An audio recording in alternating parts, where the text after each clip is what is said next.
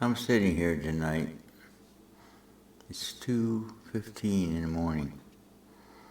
And prior to going to bed, after my prayers and conversation with my Father, I have on my refrigerator door Psalm 110, verse 3. I use it in my series, The Eternal Day. Here's how that text goes. Thy people shall be willing. I find lately there's just a few that are willing to understand what the Father's trying to say to this vessel. I'm just a vessel. And what I'm getting, we can all get to the mind of Christ that's in our spirit. So it's not just me. Matter of fact, it's not me. It's the Father explaining things to me, and I'm simply sharing it.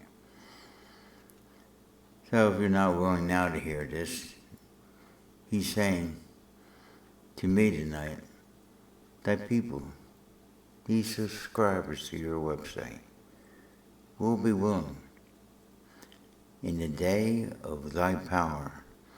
Right now I have no power. All I have is my weakness. I have no righteousness of my own to claim. And many times it's because of my weaknesses people can't hear you.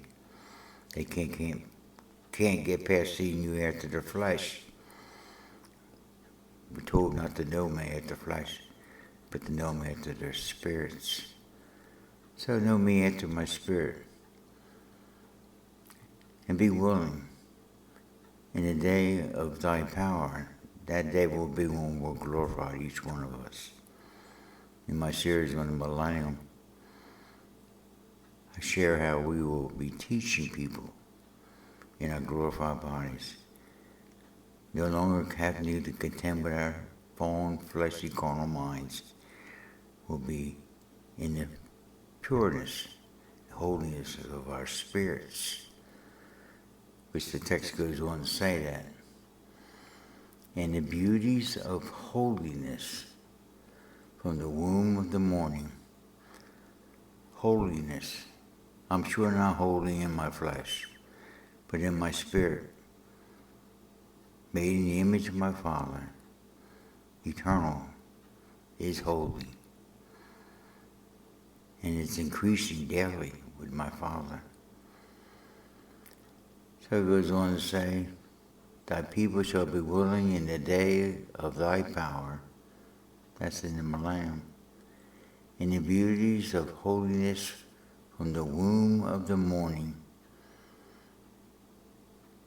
From the womb of the morning. This whole series, The Eternal Day, brings that out. So if you don't know what I'm talking about, if you're willing, ask your Father, or I can share what He's told me in this whole series, The Eternal Day. So in the womb of the morning, thou hast the dew of thy youth. I'm 77 now, and I sure don't have my youth anymore. But in that day, I'll have the strength of my youth, eternal youth with our Father. So, ask your Father. Be willing to hear from Him. You don't have to hear from me, but you do have to hear from Him. It's your choice. God bless.